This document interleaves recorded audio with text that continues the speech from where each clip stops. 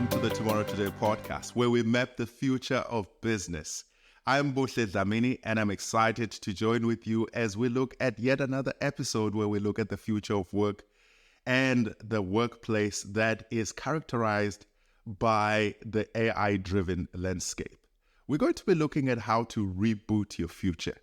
Whether you are an individual, a leader in an organization, or you're thinking about your organization in terms of how do we work differently now in this AI-driven workspace. In this topic, we're going to not only look at what individuals have to do differently, but we're going to be looking at some of the examples of how organizations are doing things differently in order to shape the future of work. So let's understand the challenge that we're facing as leaders. As a leader, you have navigated change before. You wouldn't have gotten to where you are today without dealing with changes and challenges along the way. But what we're seeing is that AI is bringing with it a whole new set of challenges and opportunities. When you think about it, automation, machine learning, AI-driven insights, all of these things now are part and parcel of doing work in this fast-changing world. And so what we need to realize as leaders is that AI, or artificial intelligence, or as we like to call it at Tomorrow Today, intelligence assistance, is not just a fad or a trend or something that's just coming and is going to be gone soon. AI is reshaping the way that we work into the future. It's reshaping the way that work is done. And so, as we've often had, the genie is already out of the bottle. And so if you are going to lead into the future, you really need to be prepared today in order to deal with the future tomorrow. I've always said this, that the future will catch us by surprise. The future will catch us by surprise unless we think about what it is we need to do today in order to own the future. And so it's not enough just to understand AI. Leaders must actively unlearn some of the outdated habits and develop flexibility to adapt to the new tools and workflows that we have to deal with today. I know maybe you might be thinking, I just figured out how to use Slack, and now you're telling me we've got to change the whole thing? But think about it. For most of us, we can remember the days when we thought that email was going to be a fad. Or maybe you're not that old, okay? But you could remember the days where people said, oh yeah, this internet is going to just be a thing that's here and is not going to last long. Whatever it is, whenever new technologies come about, we always think that it's just going to pass until we realize that it is now the new way of doing things or the new reality. And so when we think about rebooting our future, it really starts with us as individuals. And so we need to be thinking about, what does the future of work mean for me as an individual leader? What kind of individual transformation will need to take place in order for me to be successful going forward? Take Josh, for example. After 15 years of traditional data analysis as a data analyst for his company, he quickly learned that if he didn't change the way that he did things, that he was at a risk of AI performing more and more of the tasks that he used to perform before. And not only that, AI was performing these tasks even more efficiently. But something about Josh, rather than resisting some of these changes, Josh realizes that, hey, I need to change my old ways. I need to go back to school, as it were, and learn how to do things differently, how to understand this new way of working, and actually how to use AI to enhance the quality of the work that I do. And so his journey shows that unlearning isn't just about letting go of the outdated practices, that it's about proactive action, reinvention. It's about re-empowering yourself and taking the action that you need to take in order for you to own that future. And so as a leader, we really need to be looking at ourselves first. Before we start thinking about our organizations, we need to be doing an individual transformation and an individual reboot. So let me ask you a question. What are some of the AI-driven changes that are happening in your industry that you need to be thinking about relearning, maybe even unlearning some of the things that you have learned in the past, and then reskilling yourself in order for you to be positioned for success. I think what's really exciting in today's world is that most of these opportunities to unlearn and to relearn are available free of charge. As a matter of fact, you can learn just the basics of artificial intelligence right now by just going into some of the free courses that are available online. You can watch YouTube videos. There is so much that you can do.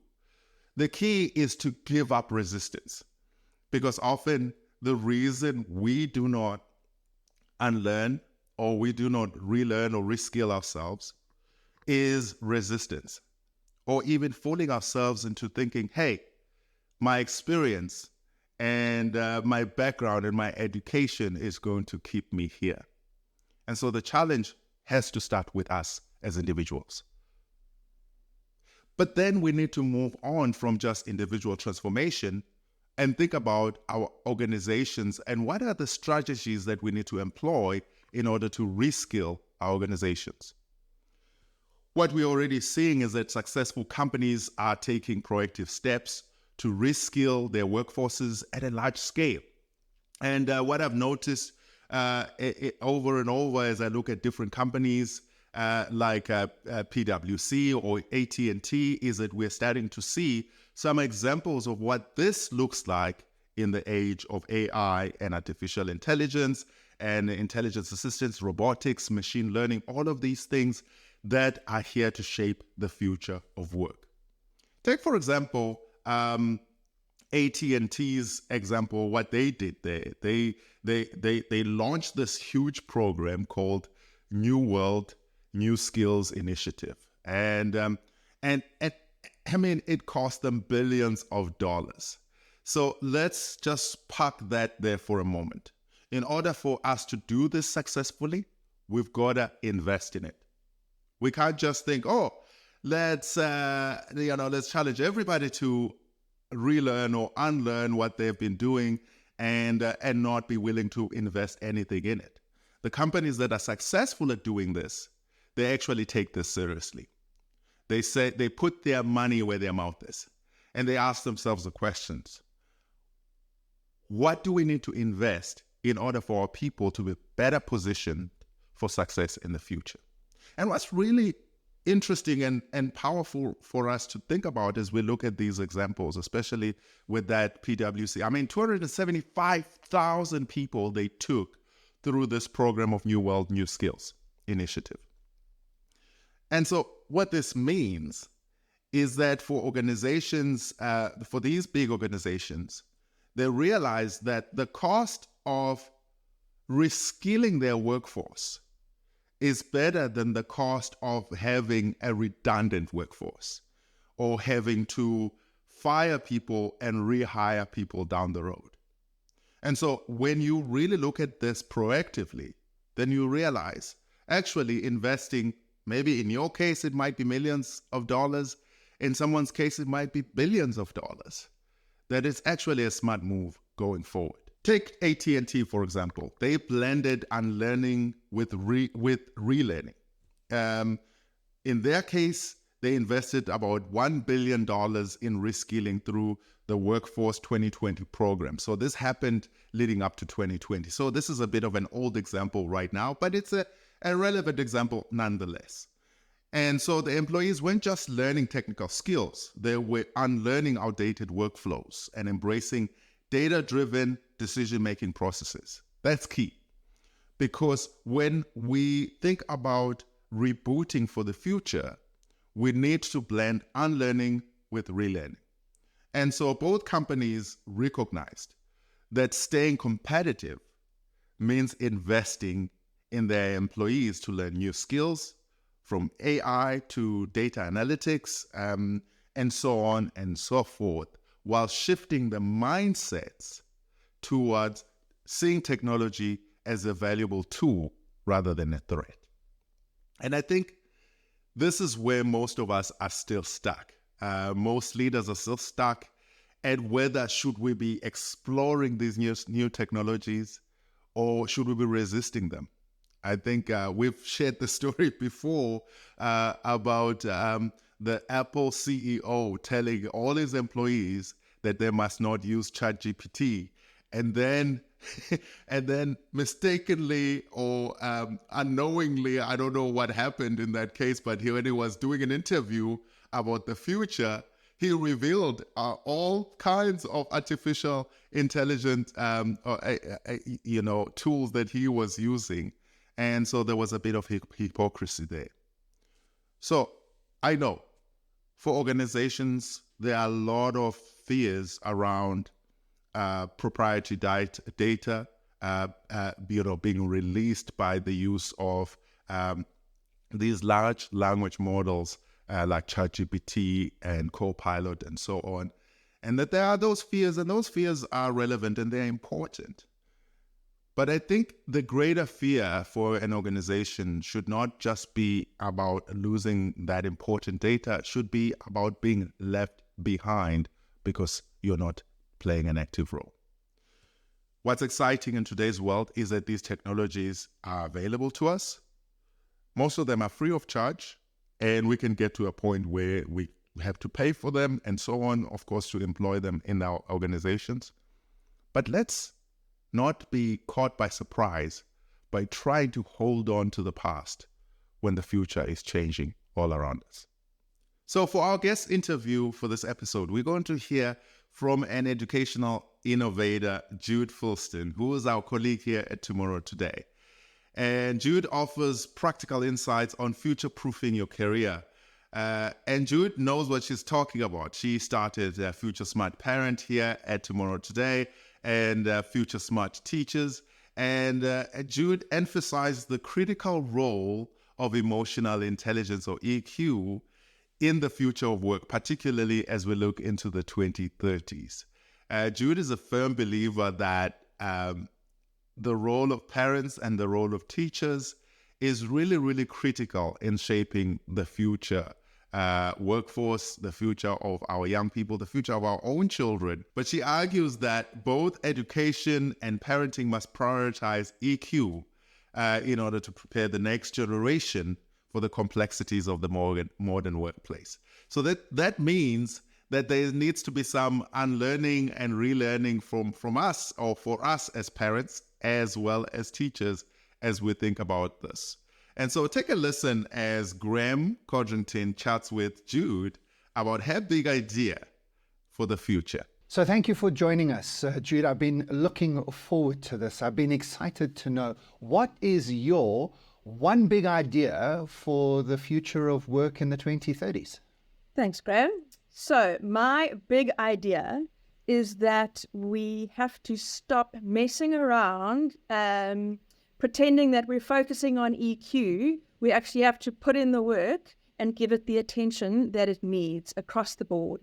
So how would we do that? I agree with you. I think there's a lot of lip service thrown at emotional intelligence, and the sort of and the fact that we even air quote soft skills it indicates that we aren't taking it that seriously. So what would you suggest we actually do by 2032 to prove this commitment? Okay, so I have some big ideas. I think that we need to go back to the foundations. And now you know that I am so passionate about education and parenting, and taking what we do at Tomorrow Today and filtering that through to both education and parents. And my belief is that we are raising the next generation who will be entering the workforce. Perhaps, I don't know if it's not too late for the current workforce. I mean, I think that we have to focus on the workforce.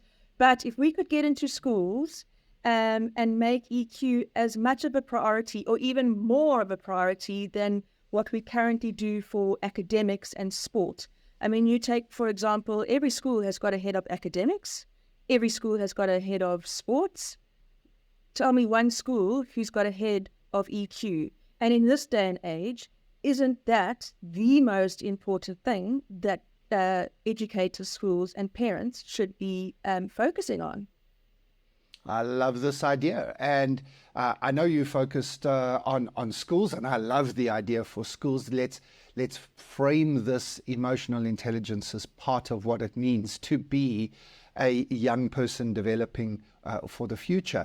I really do think that this is something businesses could be thinking of because, again, in a business, you will have a head of IT, you will have a head of marketing. I suppose this would probably be put into the HR department, head of people, but I think it's such an important, such a specific thing that it can't just be put into a once-a-year course on EQ or emotional intelligence or communication or empathy or whatever, that if we do think that this is as important as it is for getting talented people into our businesses, looking after them, developing our leaders, I don't see why companies shouldn't have a head of EQ as well.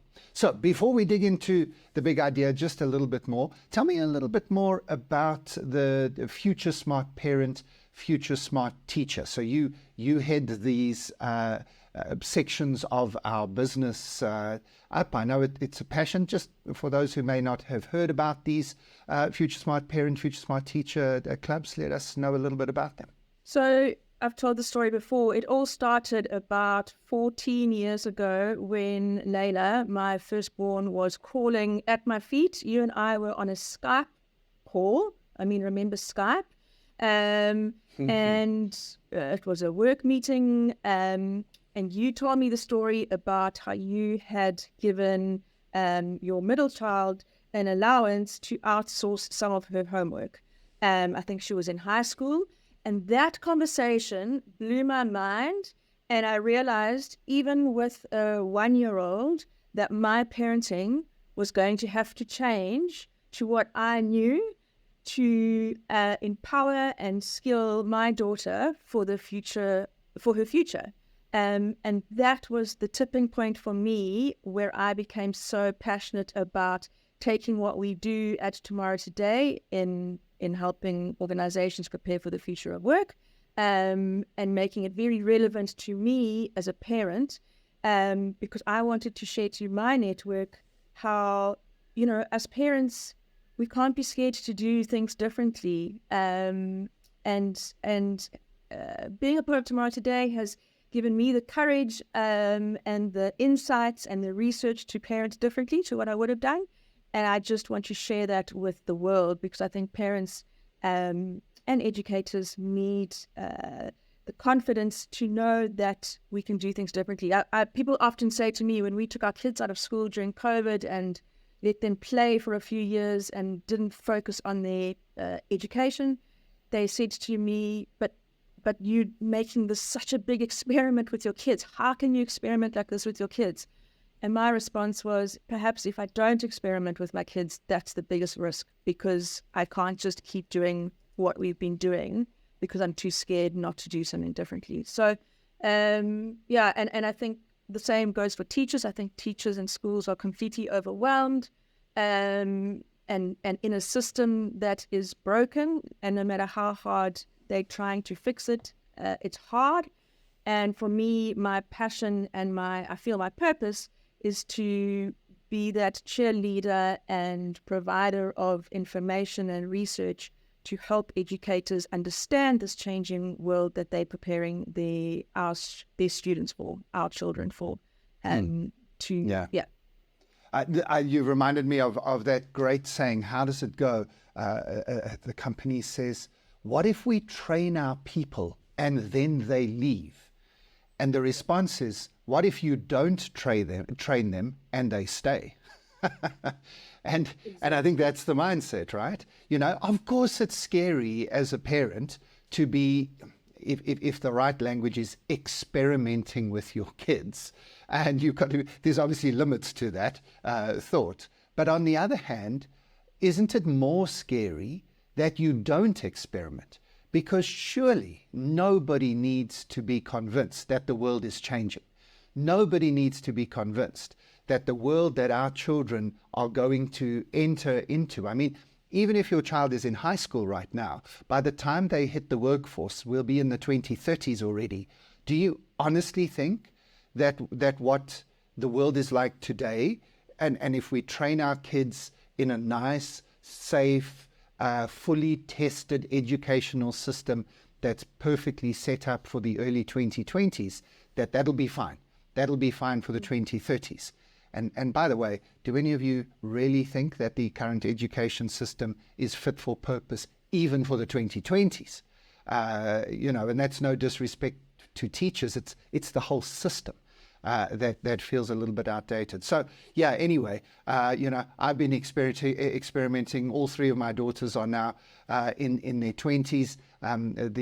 Both the older two have gone on to university and postgraduate, and both have come top of their courses, and both have been on dean's lists.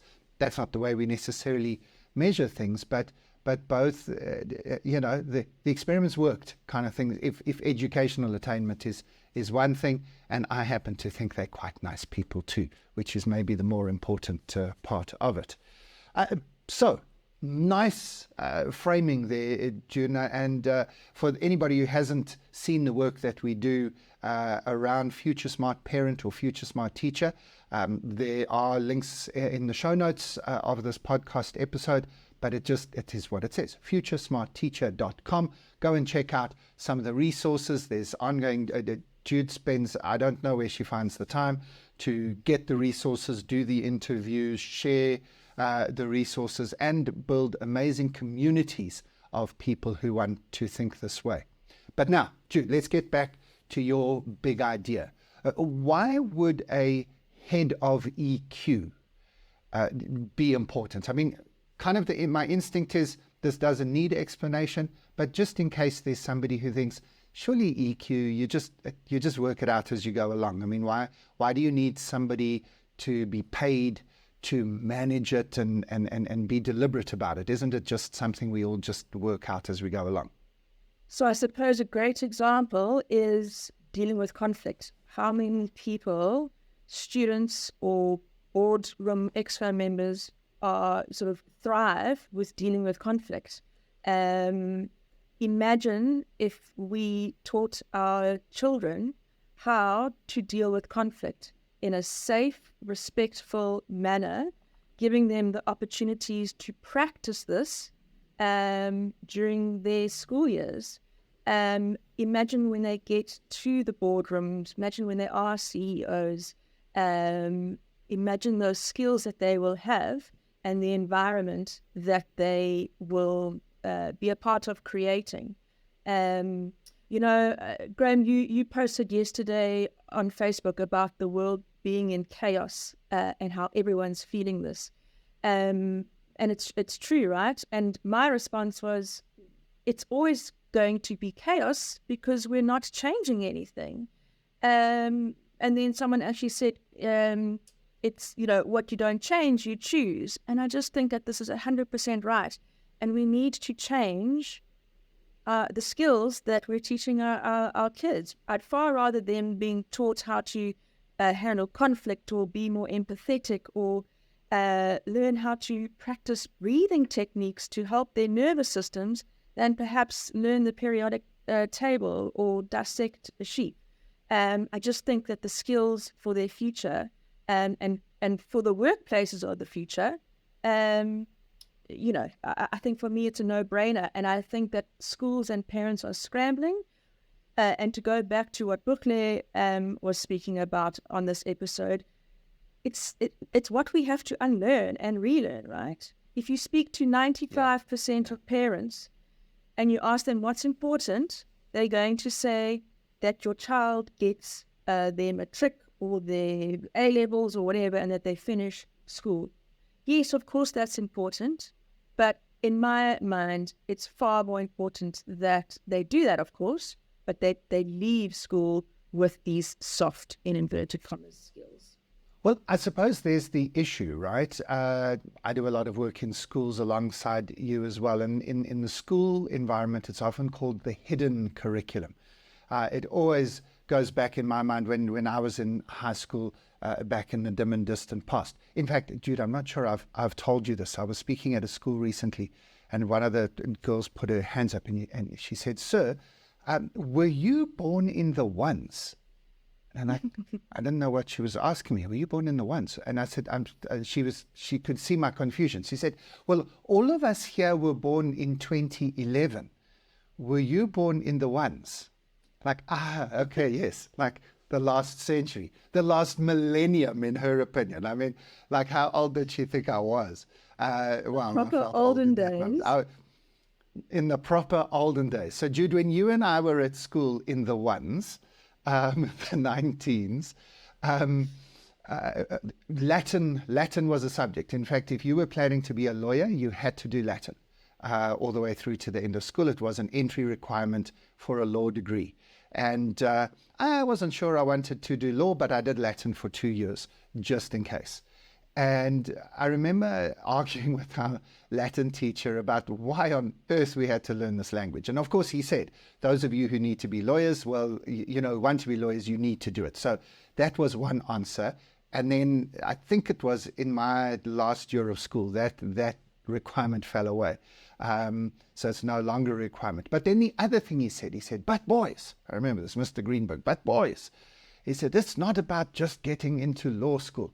Latin teaches you to think. Latin is a structured language that teaches you logic. It will help you with your mathematics.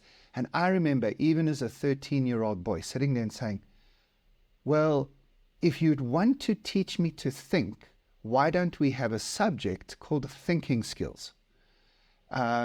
And I then went out to see in the library if there was a book on thinking skills. And there was, by a man called Edward de Bono, the father of lateral thinking, and sort of started my journey into studying thinking and studying how we think.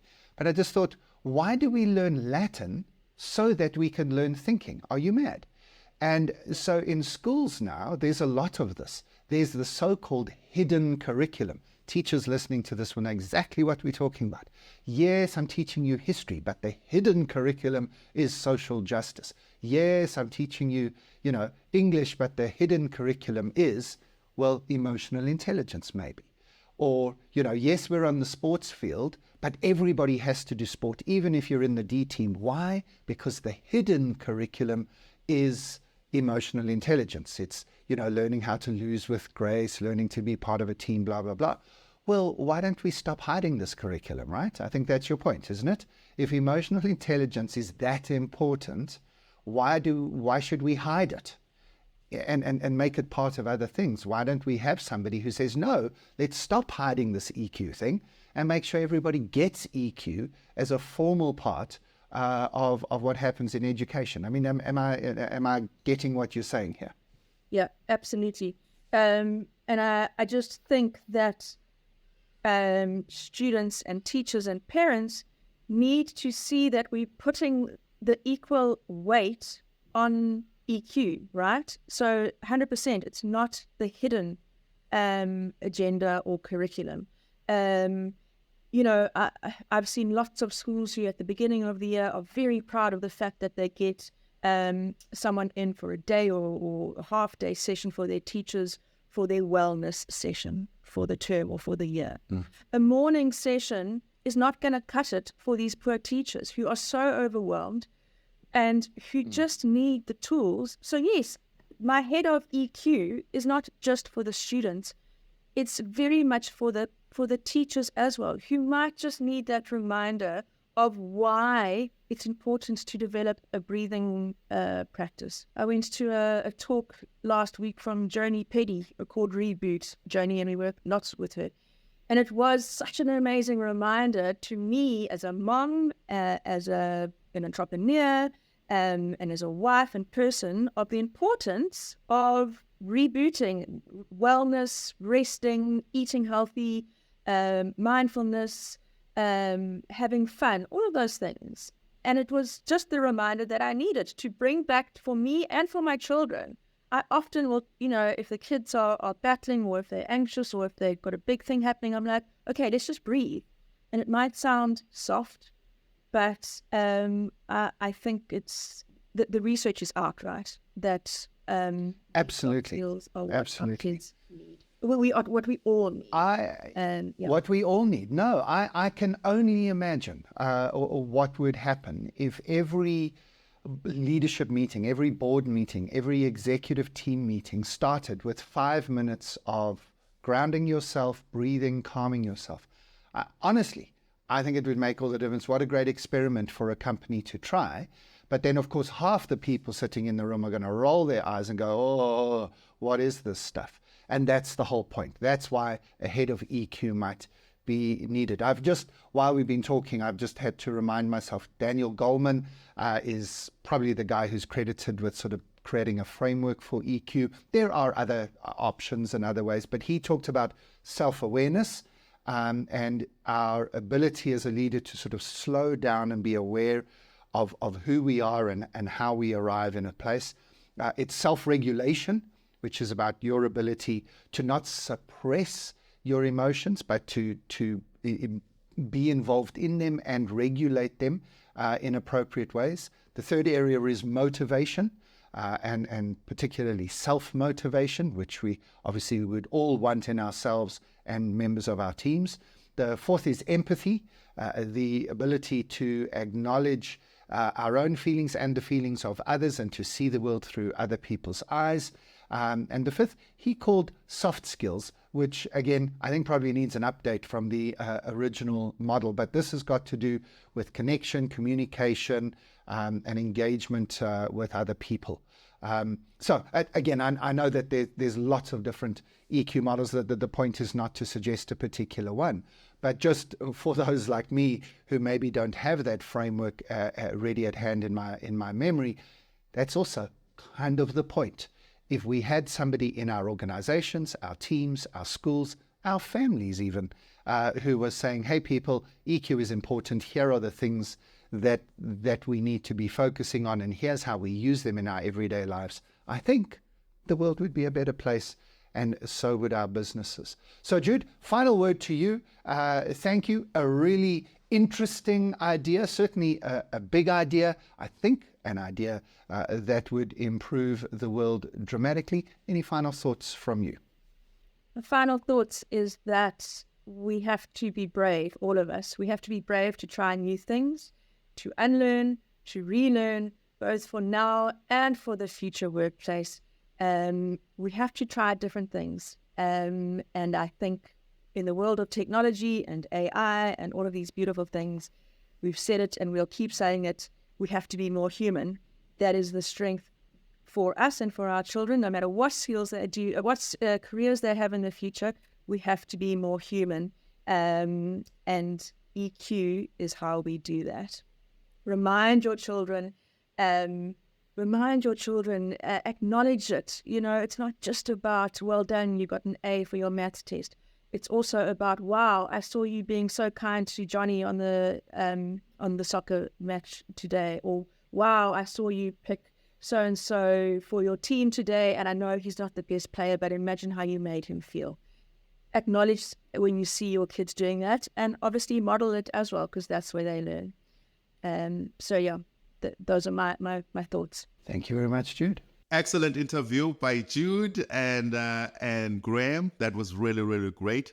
And some really great insights. They do relate to preparing the workplace of the future by thinking about the next generation of workers and next generation of employees. And as we can see from Jude's interview, it's not just about tech or the tech sector facing these transformations. Industries from healthcare to education and many others in retail are all embracing artificial intelligence, because artificial intelligence or intelligence assistance is going to affect the way that we work going forward. Now, think about it for a minute. I think when we think about these things, it's often easier to think about it from the white collar perspective, to think about artificial intelligence changing the way that we work, maybe when it comes to manufacturing or when it comes to finance or when it comes to these kinds of professions that we associate with requiring technology in order for things to work. But the truth of the matter is that this affects every sector that you can think of. When you think about healthcare, I know that many of us would rather have a real person administer health to us. We'd rather have a real doctor and a real nurse tell us the bad news diagnosis. We don't want to receive a text on our phone or on our watch, or sort of like a message on your watch and saying this human is going to shut down in 30 days or something like that. We would rather have someone tell us these things. But the truth is, in the healthcare sector, artificial intelligence and technology is used in a huge, huge way. That's why healthcare has improved. Doctors today, they only need to be doing only what doctors can do, which is observe with their eyes, which is look out for some symptoms. But as a matter of fact, the technology that is utilized in our healthcare, in our hospitals, is actually much more advanced to do a much better job at picking up some of the inconsistencies in our body when it goes through analysis of our blood work and so on and so forth. So in healthcare, Mayo Clinic is already leading the way in training their staff to work alongside artificial intelligence. And we know that it's already leading to much more effective diagnostics, for example. That this blend between human and machine skills is enhancing patient care rather than replacing jobs. And that's the key there, is that as long as we think about these new technologies as them being here to replace us or to replace our jobs, we're missing a key part or a key point of understanding the future of work.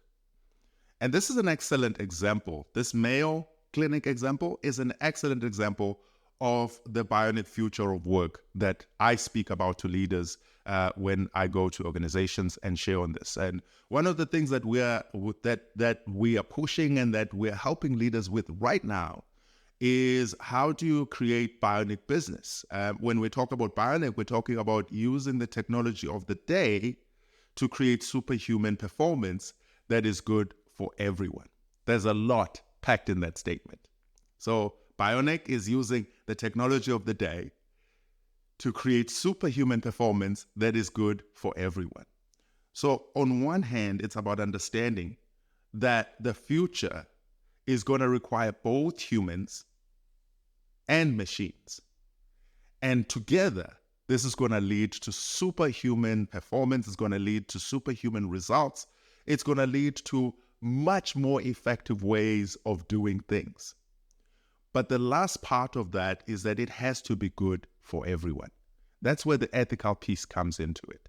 How we employ these technologies as we go forward. We need to be thinking about the planet. We need to be thinking about the people. And of course, we can always think about the profits, because that's why we're in business. And so as we look into this, across industries, reskilling is critical to harness the AI's full potential while retaining and evolving the human expertise that technology can augment. So whether you are looking to reboot your career or help your team to adapt, the message is clear from this episode. Unlearning, relearning, and reskilling are essential in today's AI-driven world. So here's the question that I have for you. As the world changes around us, the question is, what steps can you take in order for you to reboot? This might mean developing your own skills or supporting your team in this journey towards future readiness. Thanks for listening to another episode of the Tomorrow Today podcast. If you are a leader, manager, or just someone interested in how the future of work and business is evolving, I hope that these insights really sparked some new ideas for you and for your team and for your business. So please go ahead and check our notes and recap on what was covered in this episode. I'm always available to help your organization to navigate some of these issues that we are talking about.